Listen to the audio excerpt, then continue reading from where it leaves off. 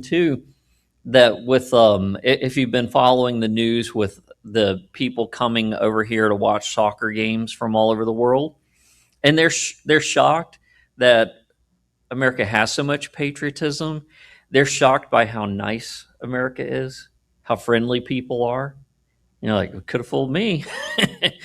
But in your day to day life, isn't that true? Isn't that what you see? And there's a falseness that happens with the online world and the hyped up news. There's a falseness to it that Americans hate each other and we're always at each other's throats.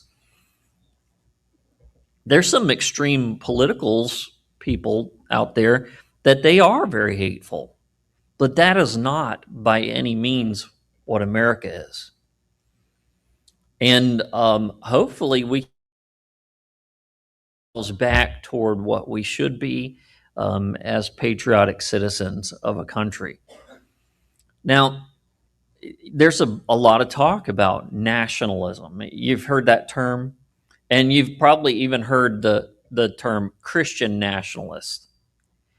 And I always marvel at these things, how these terms get created, and they mean one thing to one person and something else totally different to someone else. And people are very afraid of there's certain people that are very afraid of nationalism and patriotism.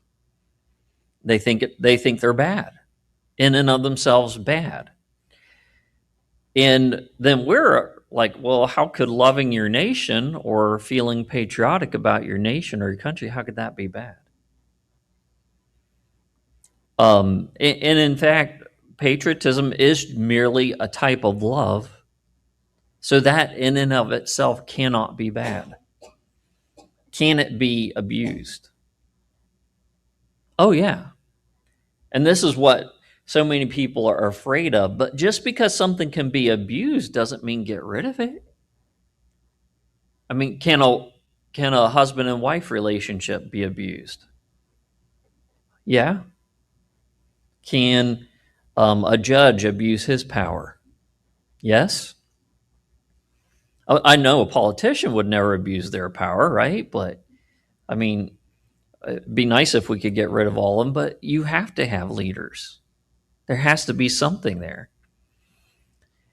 And if you have no patriotism and no nationalism, is anyone going to stand up and defend their nation? No. And if you don't have patriotism, it probably means you don't really love other Americans. You don't have a fellowship and a brotherhood among your fellow Americans. So both of these things are good, but both can go wrong. And they people who are wise will tell a politician, if you want to win, you better wrap yourself in the flag. What do they mean by that? Even if you're not patriotic, pretend to be. Wear one on your lapel, hold the flag close to you, kiss the flag, and, wrap yourself in the flag. Oh, I'm Mr. Patriot over here, or Mrs. Patriot. Because that's certainly a much better path to victory than I can't stand this rotten, no good country. And there's actually seems like some politicians are in that second camp. So when it comes to this, a bad ruler, a bad leader could say, hey, let's do X, Y, and Z because of nationalism, because our country is the best. We're superior. And by right, we should be able to do these things. But X, Y, and Z may not be good things, see? And they're so afraid of that outcome that they would rather just get rid of nationalism and patriotism altogether. What we're seeing, though, in Western culture is that mindset is suicidal. It leads to the death of culture. It leads to the death of families. It leads to the death of just the feeling of warmth and congeniality that we should feel toward our neighbors. And so what we're proposing this morning is a type of Christian patriotism that is thoughtful and measured and tempered and tethered to faith. And when you have it set up that way, you really can't go very wrong. I said very wrong. You might be able to go a little wrong, but you're not going to go very wrong. And you're going to get more good than bad to come from it. And I also want to just say there's a lot of good things happening. And sometimes we miss the big picture for all the little battles that are happening.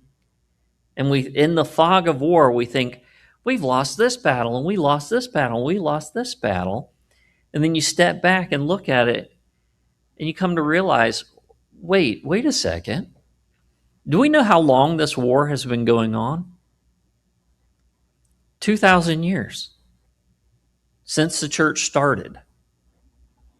And over the length of that time, we've gone from 0 Christians in the world to however many we have today.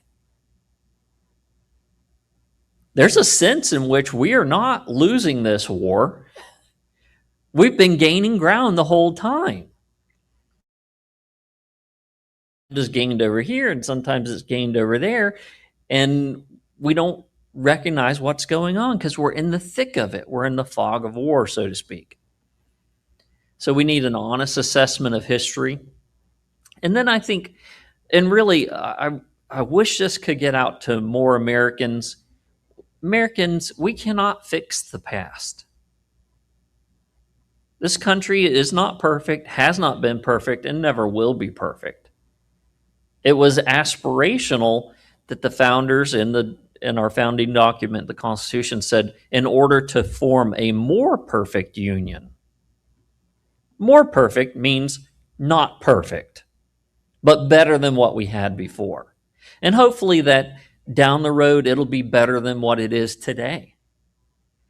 But you can't fix the past. We don't have time machines. We can't go back and fix anything that happened in the past.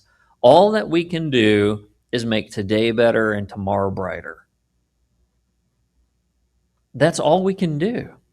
And the sooner that we all, as Americans, realize that, the better we'll get along, and we can start moving forward. And let's make that part of our prayer too. So what is the way forward? There's a new book that came out called Christ or Collapse. And it's so well researched. And I just got it, and I actually got it for Father's Day, and I spent all week reading another book before I looked at this one, and because I liked the other book. So I was starting to get into it, but he has this chapter where he looks at Christianity in a broad sense, and he looks at other religions and Catholicism and mainline Protestantism, and then what he calls Bible believing or evangelical type Christianity. And you probably would not be surprised to know this, but all the data backs this up. It's absolutely inescapable when you look at the data. If you had to guess, do you think non-Christian cultures would be healthier in regard to charity, forgiveness, crime, abuse, strong families, happy marriages? Or would it be Christian cultures? It is Christian cultures. There is like zero doubt about it. And the closer you get to Bible-believing Christianity, the better it gets. That shouldn't be a surprise either, that if we really believe the Bible and we teach what it says, that people are going to end up obeying it more and following it more closely. But think about charity. Americans give more charity than any other nation on earth by far. And when you look at Bible-believing Christians, they give far more charitable, even outside of their churches. So adjusting for everything, they're way ahead. What about forgiveness? when they talk to progressive, like left-leaning political people in America, and they're usually secular, and they talk to them about forgiveness, guess what they are not willing to do? They will not forgive people who are different than them. And it has gotten worse lately. They won't forgive their family for disagreeing with them. Just recently, a video came out, and there was a man who he's very left politically leaning, and he said that the day after Charlie Kirk, or the day Charlie Kirk was assassinated, a friend in the workplace came to him and said, "Did you just hear what happened to Charlie Kirk?" And he immediately turned to this man and vitriolically cursed and said, "Good, I'm glad someone did it." And he said, "My friend looked at me like I had just murdered him." And he said, "My friend asked me this one question: Did you ever watch any of his debates?" What do you think the answer was? He had never. And you know what? That ate at him for a couple weeks.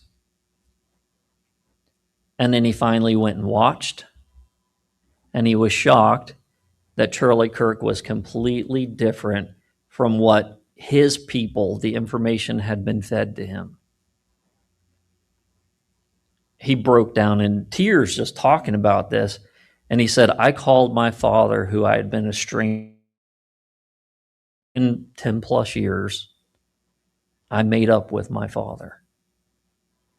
He's like, "I have changed my views a lot because I thought everyone else was brainwashed." He said, "I was the one who was brainwashed. I had destroyed my relationships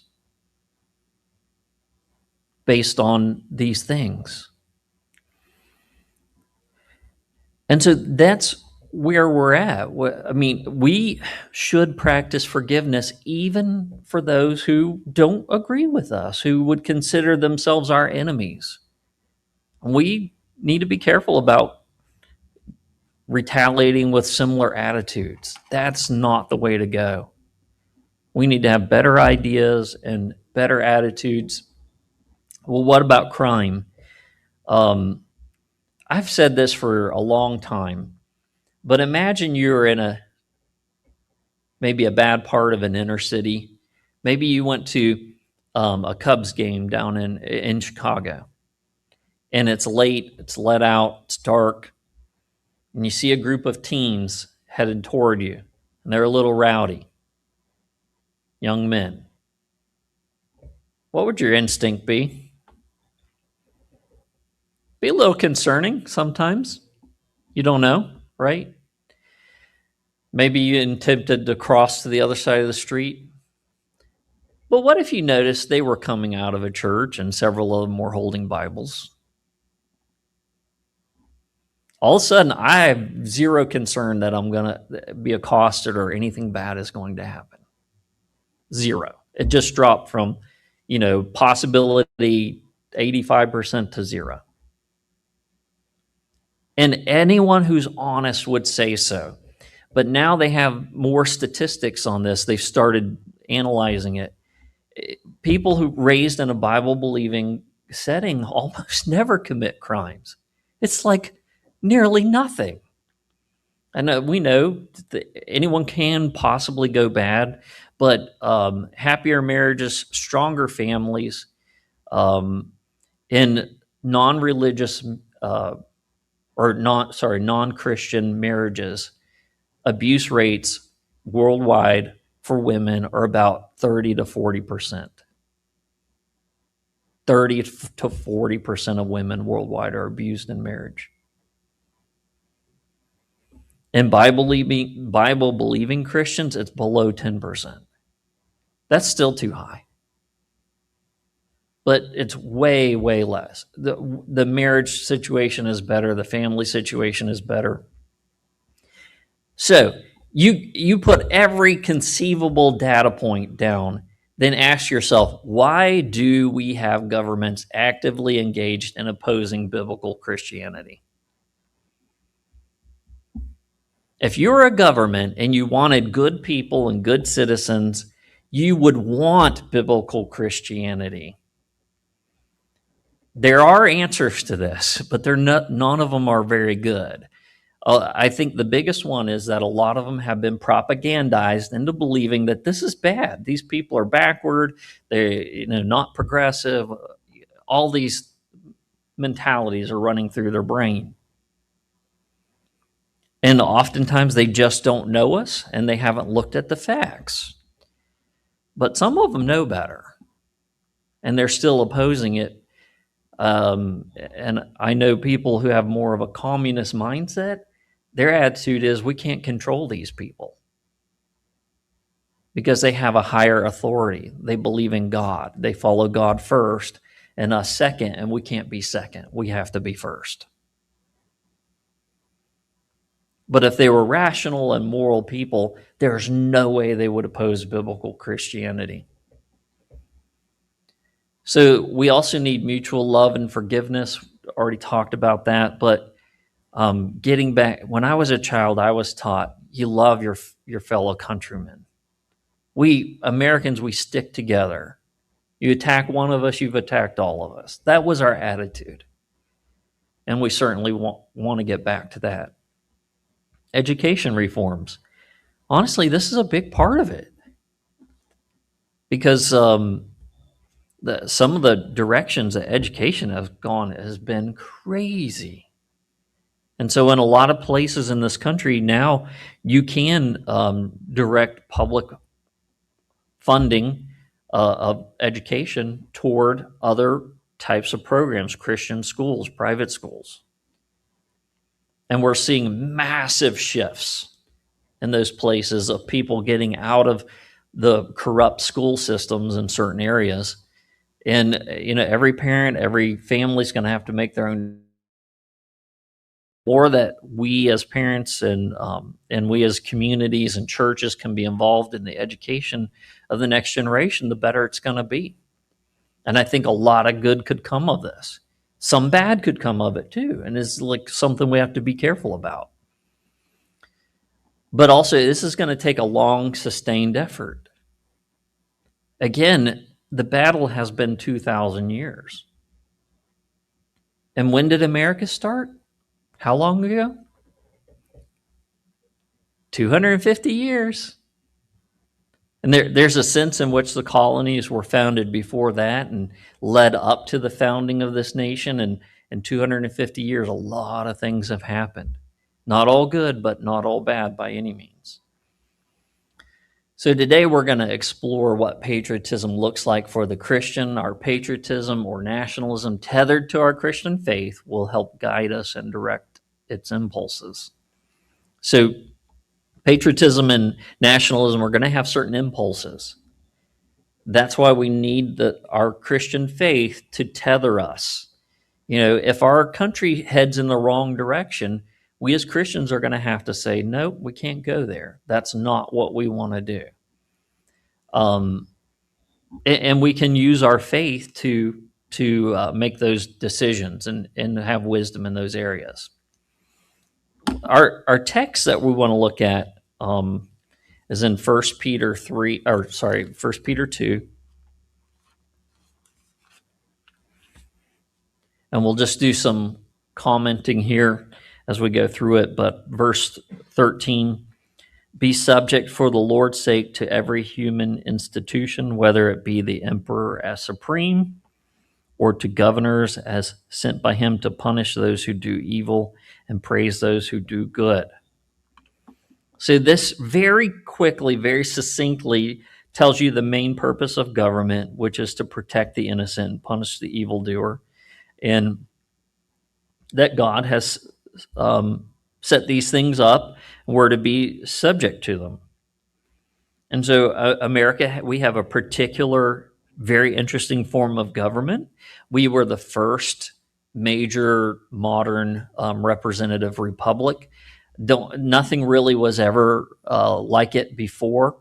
We blended certain aspects of different forms of government throughout the history of the world to try and get the best balance. And I think our founders did a great job with that. So we have that government that we could be proud of. And I think as a Christian that we can look to the men who helped to found it and see that they had a lot of influence from the scripture, from preachers, from different things that were going on at the time. Verse 15, for this is the will of God, that by doing so you should put to silence the ignorance of foolish people. So we want to live as really good citizens. We want to be dedicated to our nation and to its welfare and the welfare of its people. And that is going to have a huge impact on the way the church is viewed. Then verse 16, live as people who are free, not using your freedom as a cover-up for evil, but living as servants of God. Honor everyone, love the brotherhood, fear God, honor the emperor. So you see that there's these circles where we have certain commitments as Christians. And there's an order of loves mentioned here, that we love God first and foremost. Scripture teaches us that. Love the Lord your God. It's the first and greatest commandment. We love our neighbor. We love our fellow American. We love our nation. We love our people. We love our traditions and our history. There is nothing wrong with that. In fact, those are good things. And we should want to, that phrase, live as free people. What does that mean? Now, he's primarily talking about how we can, apart from everything else, we can be careful to use the freedom that we have in Christ to live morally and upright. Because notice at the end of that verse, it says, but living as slaves of God. It's that contrast again. Free people, slaves of God. So how does that work? Well, I think the American founders and Americans up to this point have long thought about this, how we as Americans express our freedom. We have so much we do with that freedom. We can do a lot of good. We can do a lot of bad. Now, I can do a lot of bad things without even breaking the law in America. But we want to live as free people, meaning we don't have a slave mentality when it comes to this earthly life, that we want to do what we know we should do. Free people understand freedom. We understand what liberty really means, what it means to be freed from sin by Christ. And we stand up. We protect that freedom. We promote that freedom. Wouldn't you rather have other Americans living that way and understanding how wonderful life can be when you have self-control and how freeing that is? No longer enslaved to sin. You know that there are certain political systems, they want their people to be enslaved to stuff because they want to control them. But we want a nation of individual people who are self-controlled. That's hard to do. But America has been very close to doing it and has been doing it for 250 years. And we really want to continue that trajectory. Free people who have self-control. So I want to talk about tempered patriotism. My favorite patriotic hymn, if you want to call it that, is America the Beautiful. I actually wish this was our national anthem. You know, I love the Star Spangled Banner too, but I would actually prefer this one. The message is good. It's really good. The writer, I think, must have had a thoroughly Christian mindset. And it's easier to sing, by the way. So it's got that going for it. But I just want to look at certain parts of the verses. In verse 1, we have the lines, God shed his grace on thee and crown thy good with brotherhood from sea to shining sea. It's aspirational. there's a love there for and a neighborliness and a brotherhood among all Americans. And we need to recover that. We're all going to be happier if we do that. And so enough of this us versus them type mentality. They just need Jesus. We know that. And we're going to love them in spite of themselves. So we have to have some shared beliefs in order to foster this. And that's where the rub is. We have a certain segment, and I think it's a relatively small segment, but unfortunately maybe growing a bit, that they think this country was bad from its founding and it needs to be done away with. And I'm like, you think it's bad compared to what? That's what I want to know. Because every human being is sinful. And so any group of human beings come together, there's going to be sin in the mix. But compared to what? Compared to North Korea? Is that what you want? Compared to other socialist communist nations? Would we rather live like in Cuba? Would we rather live like in Islamic controlled areas? Like anyone want to move to Saudi Arabia? Really? Let's have some realism here. And that's where we need to balance out our perspectives as Americans. Verse 2 says, God, mend thine every flaw, confirm thy soul in self-control, thy liberty and law. This song is over 100 years old now. And look at the tempered nature. This is not rah, rah, rah, we're the best, is it? This is God, mend thy every flaw. We're not perfect. We've made mistakes along the way. God, you're still working on us. America is a work in progress. Keep working on us. This is a prayer. Confirm thy soul in self-control. Our people need to learn self-control. It's one of the greatest pathways to having a good life. Learning how to control, learning how to set rhythms in your life, like going to work, being self-sacrificial, putting off something until a later time. Much value that comes out of self-control. Thy liberty and law. The only way we're going to preserve our freedoms is through having that rule of law and all of us agreeing that we're going to follow it. We can't have organized theft rings and murder groups and trafficking of children across the border. This is not going to stand. It's an admission that we've never been perfect. We're not now. We won't ever be, but it's a progress. We're going a certain direction. Well, if America is so flawed, why do we love it? Because it's ours. God gave us a wonderful land. You should love that which is close to you. If you had a mother who was a horrible alcoholic, would you still love her? Yeah, and at least in some ways. What if your dad spent all the family money gambling away? I mean, you may break a relationship, I understand that, but most people still love in spite of those things. And again, compared to what?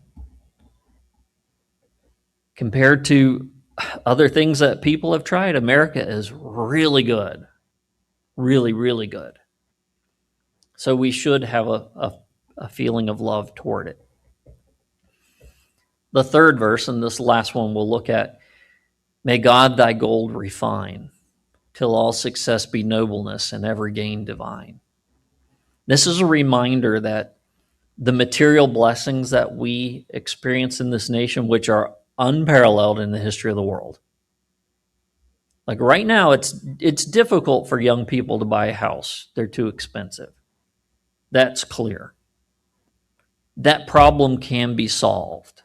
They need to get some regulations under control, and we need the materials coming in and so forth. That's all solvable. But where in the history of the world do you have people had food like this? Have people had all these conveniences? We're on the verge of this, that, and the other technology, some of which we probably don't even want, but they're coming. This, what's going to happen, we need to be very, very careful. These, when you get this wealthy, the tendency is to become decadent. The tendency is not to work hard, not to lose some of that virtue. But we should pray, may God thy gold refine. Don't trust in our wealth. Don't trust in our affluence.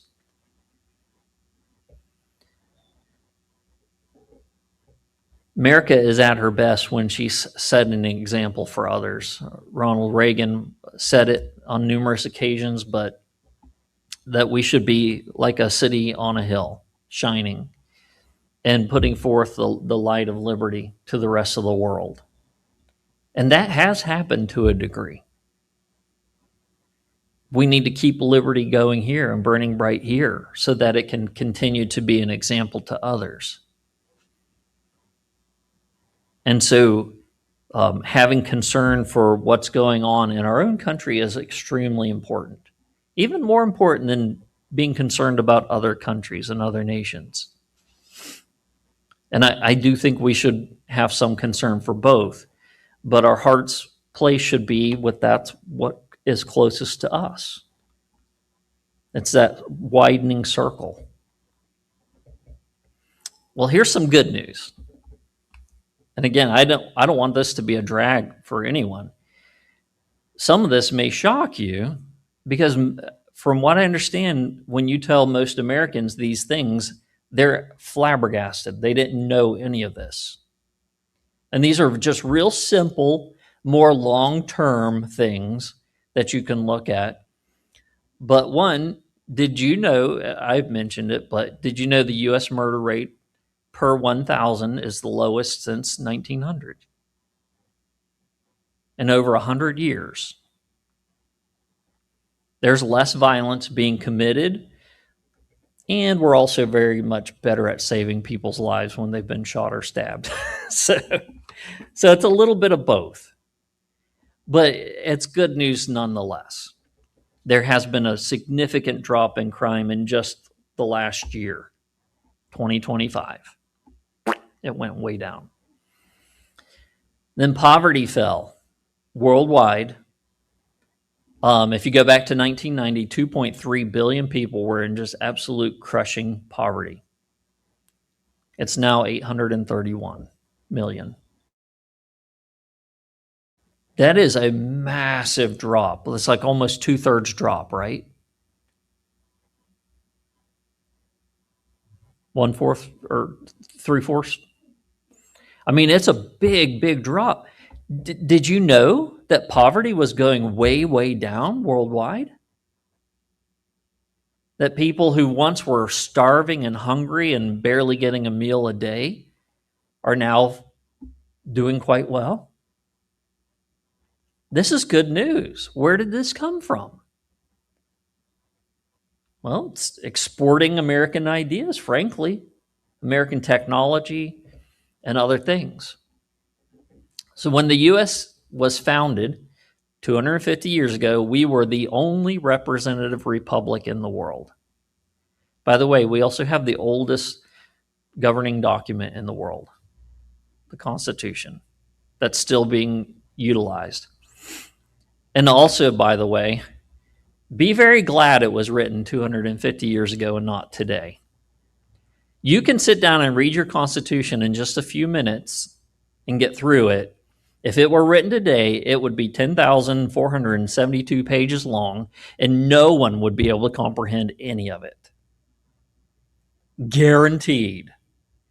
So we couldn't even do it today if we sat down to start doing it. It just wouldn't work. Fortunately, it's in place. and it can be changed. We can add to it. We can supplement it if need be. Right now, we're in a place where we can't really change it because we can't agree enough. But it's not always going to be like that. And if we really, really need to, we will be able to. So when it was founded, we were the only representative republic in the world. Now more than half the world has this similar governance.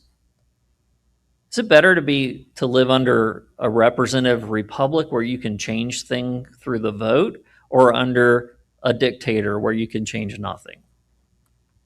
Now, some of those nations have backslid. Some of them backslid and came back, and so forth and so on. But things right now are way better than they were 250 years ago. It's not even close. It's not even arguable. And here's another piece of good news. By the end of this century, Bible-believing Christianity will probably be the world's largest religious group. Really? Yeah. So go back 200 years ago, there was hardly any of that. Everything was a Protestant mainline denomination, a Catholic, an Orthodox, a Muslim, this, that, or the other. It all started here in America. Bible-believing Christianity without denominational heads. And as of right now, there's about 400 million in the world. And it is rapidly growing, far greater. So, yeah, so many people, oh, Jesus, it's so bad. Jesus must be coming back right now. Really? Maybe he's waiting for those other 600 million to come into the church. Maybe he's got a plan that we're not aware of.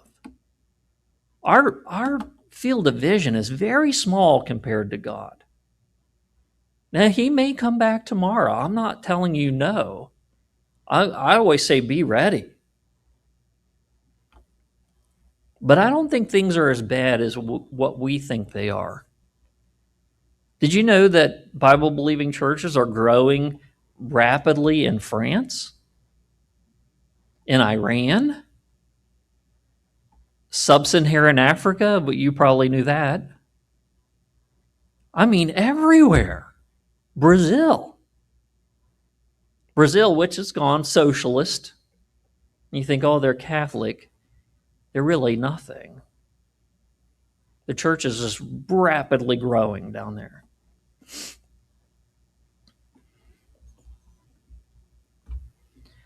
Right now, the enemy puts a lot of energy into America. The enemy wants to see this country defeated. I believe that. And we as Christians need to be praying and working and striving, because I think God has a plan for us. And I think we can be proud of the history of this nation. Not that we were perfect, but that we were making progress. We're coming along, and God is using us. And we need to pray that that happens more. I look forward to what the future is going to bring, because I know God is in it. Because either he's going to keep pushing things forward and more people are going to come into the kingdom, or Jesus is going to come back. And either way, we win. So I hope you take this as what it's meant to be, a word of encouragement. Don't be one of those Christians like, I'm just not going to even bother to vote because it doesn't do any good. The enemy wants you to feel that way. The enemy wants you to give up. The enemy wants you not to evangelize your friends. He wants to discourage you into not doing anything. And the whole time we're winning. We're winning because God is here. Jesus is our commander in chief. You think he's going to lose? He's always going to win. He's always leading us in triumphal procession, the New Testament says.